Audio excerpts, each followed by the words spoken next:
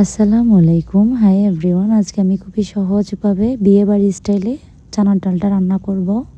আমাদের এখানে বিয়েবাড়িতে বা মেজবানিতে এভাবে চানার ডালটা রান্না করা হয় খুবই সহজভাবে। বিয়েবাড়ি প্লাস বা মেজবানিতে এভাবে রান্না করা হয়। তারপর আমি এখানের মধ্যে একটা প্যানের মধ্যে তেল দিয়ে তারপর এখানে আমি পেঁয়াজ ব্রাউন কালার হওয়ার জন্য দিয়ে দিব। তারপরে এখানে আমি 2 টেবিল চামচ পেঁয়াজ বাটা, 2 টেবিল চামচ আদা বাটা, 2 টেবিল চামচ রসুন বাটা দিয়ে একটু মিক্স করতে থাকবো। যখন ব্রাউন কালার হয়ে আসবে আমি এখানে টমেটো কুচি দিয়ে দিয়েছি। একটু যখন ব্রাউন কালার হয়ে আসবে তখন আমি 1 টেবিল চামচ মরিচের গুঁড়ি দিয়ে দিয়েছি, 1 টেবিল চামচ ধনিয়ার গুঁড়ি দিয়ে দিয়েছি, 1 টেবিল চামচ আমি এখানে হলুদের গুঁড়ি দিয়ে দিয়েছি। দিয়ে একটু মিক্স করে নেব। হলুদ মশলার গন্ধ যেন চলে যায় সেজন্য একটু পানি দিয়ে দেব। তারপর আমি একটা ম্যাগি মশলা দিয়ে দেবো। অলওয়েজটা আমি সব রান্নার মধ্যে ম্যাগি মশলাটা ইউজ করি। তারপর আমি এখানে পরিমাণ মতো লবণ দিয়ে দিব।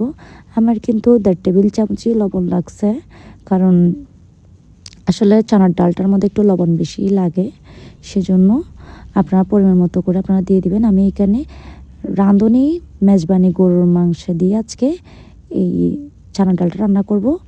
আসলে আপনারা সুপার স্টোরে গেলে পাবেন। আমি এখানে 2 টেবিল চামচ দিয়ে দিয়েছি। একটা হচ্ছে শুকনা মশলার গুঁড়ি আর একটা হচ্ছে যে স্পাইসি মশলার গুঁড়ি। এখান থেকে আমি 2 টেবিল চামচ দিয়েছি। তারপর একটু পানি দিয়ে মিক্স করে নিব। মাশাআল্লাহ, এই যে এত স্মেল আসতেছে, আপনি যদি বাসায় একবার হলেও রান্না করেন অনেক বেশি অ্যারোমা আসে। যে এই মশলাটা হচ্ছে মেজবানি রাঁধুনি মেজবানি গরুর মশলা।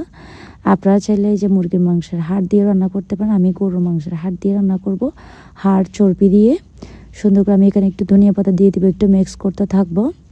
তারপর আসলে যত বেশি এখানে এই মশলাটা যত বেশি কষানো যায় অত বেশি টেস্টটা হয়। তারপর এই যে আমি চর্বি সহ হাড় দিয়ে দিলাম, গরুর মাংসের হাড়গুলা দিয়ে একটু মিক্স করতে থাকবো। তারপর আমি চানার ডালটা দিয়ে দিব। যখন হাড়গুলো একটু কষে আসবে 5 মিনিট কষানোর পর তারপর আমি এখানে চানার ডালগুলা দিব। আমার ক্যামেরা অফ ছিল তখন আমি অনবরত নাড়াচাড়া করেই তারপরে যখন একটু হাড়গুলা কষে আসছে তখন আমি চানার ডালটা দিয়ে দিয়েছি। দিয়ে একটু মিক্স করে তারপর আমি প্রেসার কুকারে দিয়ে দিব। আমি প্রেসার কুকারে শ্বাস দিয়ে দিয়েছি।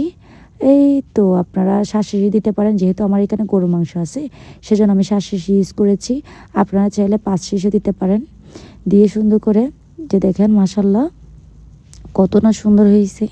আমি তো এটা চানার ডালটা বরখানি দিয়ে খেয়েছি, পরোটা দিয়ে, পরোটা বা প্লাস আমাদের এখানে বরখানিই বলে। দেখেন মাশাআল্লাহ কত সুন্দর হয়েছে। যদি আমার ভিডিও ভালো লাগে লাইক সাবস্ক্রাইব করে যাবেন।